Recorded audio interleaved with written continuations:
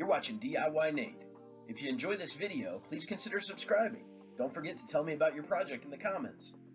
All right, friends, today on DIYNate, got a fun little project that'll hopefully save you a couple bucks on organization.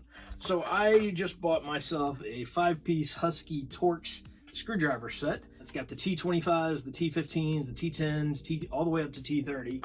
And I need a place to organize it because I plan to do some small engine repair. I'm going to be working on, call it weed eaters, mowers, that sort of thing. And I like to know what tool I'm working with, especially as I do YouTube videos, try to explain it to other people and let them know what size I'm working with. So got my set from Home Depot, Husky Torx set. I'll probably leave a link in the video description to a similar set on Amazon. You can also shop on Home Depot if you're interested. But this project, what we're going to do, we're going to take a piece of wood, and I've got a couple little pieces here that are probably good fits for it. I think I set one somewhere around here. Here we go. So I've got my 3 pieces of wood, and they're all slightly different in size, but mostly they're about 1 inch wide by, we'll call it 3/4 of an inch.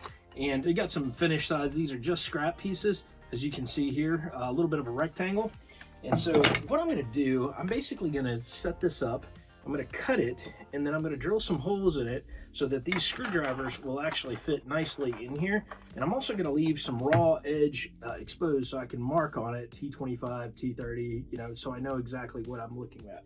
So for this project, you're going to want to have a drill ready to go. I've got my DeWalt here. A lot of times I'll use my Ryobi cordless, but just for the sheer power of it, I'm going to use this guy today.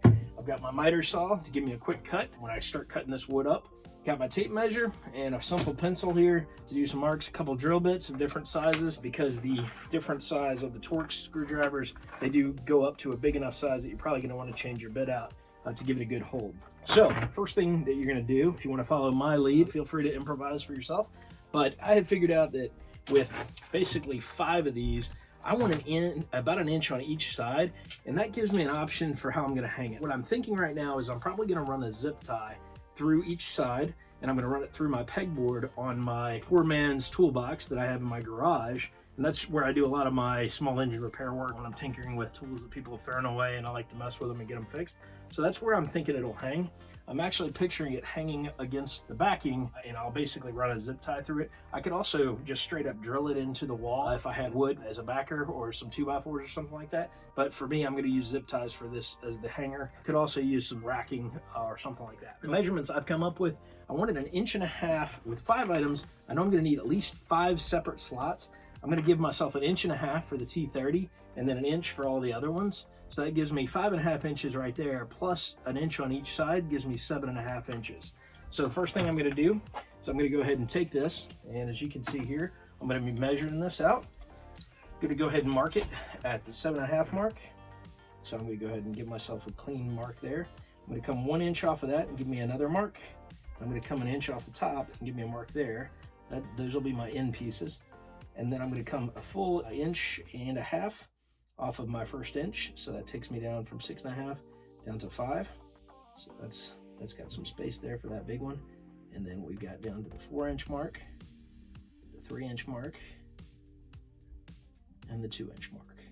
So once you've got that in position, you can also come back and mark your hole spots, which will be the half mark between that. So for my 5.5 to 6.5, it would be about 6.75. So I know that's where I'm going to put my hole there. I'm giving myself some marks along the way to know exactly where to put my hole. And this is just mostly directional. At the end of the day, it's not going to be perfect, but I'm going for pretty good here. So the next step on this, I'm going to go ahead and cut this down, put on my safety gear here, and we'll go ahead and bust out our miter saw. I've already marked off at the 7-inch mark, so I'm going to go ahead and do these cuts, and we'll go ahead and knock that out. Flip my switch on there. Love this Ryobi miter saw. Works nice.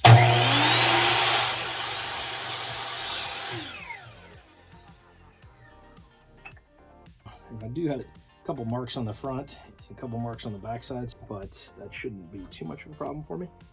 So we've got our big mark on this side, so I'm going to go ahead and drill that. And it's good to put a pretty good amount of pressure on it when you're pushing through. First one was good. Ready to go for the second.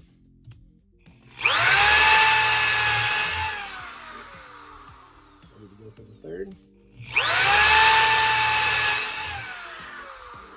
Ready to go for the fourth.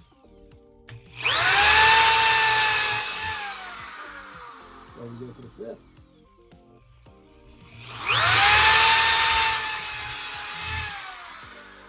We got all 5 holes ready to go. Now I'm going to put a shot right through here. And this is going to be for the zip tie.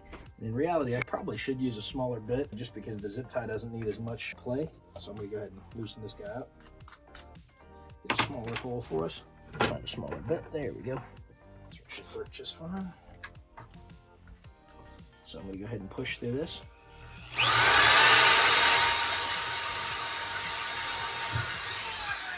That should fit the zip tie nicely there. I'll flip it over. And there we go. Get on this one through here.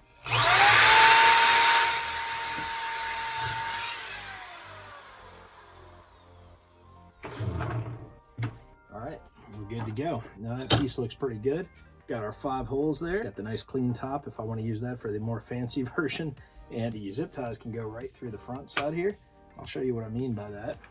The way this should hang is going to be like this. Run the zip tie through here, and then I'll push that zip tie through the pegboard. And then I'll do the same with this one. And now I'll have myself a nice little rack for my Torx bits. We're going to go ahead and test it just so you get an idea what this is going to look like. All right, so I'm going to go ahead and chop these things open. Basically need a trusty set of scissors to get into these things. They make them so you can't really fight your way through them. There we go. Just put a little muscle into it and get them open. So first thing first, actually fits in nicely. So very cool. Go with the T25 next. Fits in pretty good. And it's actually bumping on the vise here, so that you get the idea. It's gonna fit in there nicely. T20 goes in here. T15, and last but not least, there we go. So that looks pretty awesome in my opinion. So I feel like this is a really good little project, and it looks not too bad at all. I'll show you what this would look like on a pegboard. Concept being, I could do it like this, or the other idea, if I really wanted to, I could try something like this and put these pegs through here. I could also drill them into the wall if I wanted to.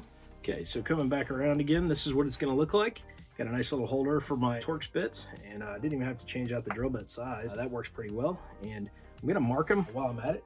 So get me a little Sharpie here. We wanna make sure we mark all of these items so we know exactly what size we're looking at, and that way I know where to put this when I'm putting it in. I actually like having the smooth side on the top too, just for fanciness. So I'm gonna go ahead and mark this first one as T30. And then I'm gonna go down the list, T25, T20, T15, and last but not least, T10. So now I've got my clean list, and I know where to drop these guys. These are going to be above my eye level, so it's nice to be able to look directly in and know what size I'm working with. So I'm going to go ahead and pop this guy in here. I'm just going to basically come behind here. Poor man's toolbox has some access from the backside, which makes this a lot easier. So there we go. Got one piece coming through, and that zip tie shouldn't go through there. So I'll just run that one through there. So got one segment pinned. Go ahead and slide this through. So let's get it through. There we go. Okay, so now I've positioned my 2 zip ties. They're coming through the backside, so if you have access, you're fortunate. Because a lot of times when people work with a pegboard, it's usually got something on the other side. But in my case, I set this thing up kind of nicely for myself. So I'm going to go ahead and run this guy right through here. And really, you probably want to do this without the screwdrivers in place, but one of the reasons I'm keeping them in is just so that I can make sure it's going to fit nicely. I'm going to zip it from the other side. This far side here, I'm going to pull this zip tie and pull this guy through. There we go. And I'm going to make sure I get the other guy locked in. Go ahead and tighten this one up. Get that one in there pretty good. Go ahead and tighten this guy up. All right. And they look pretty good right there. Just as I planned, the zip tie feature now works very nicely. They're hanging good and comes out without a problem. Goes in without a problem. Pull them out. They even have a little bit of a brace, so it's not going anywhere. As you can see, I didn't overly tighten them in there either, so they're in pretty good shape there. So things are good to go. This is the Poor Man's Toolbox that now features a nice little screwdriver holder for my Torx screwdrivers. All right, so hopefully this little project here inspired you to take a shot at building out your little rack there for your screwdrivers or your Torx set or whatever. Now I can work in my garage a lot more conveniently. I'll have access to my Torx screwdrivers, and it's gonna be pretty good going forward. I'll be able to just grab these and pull them right off the rack here and then get to work. A lot easier than digging around in a toolbox trying to find the one you need.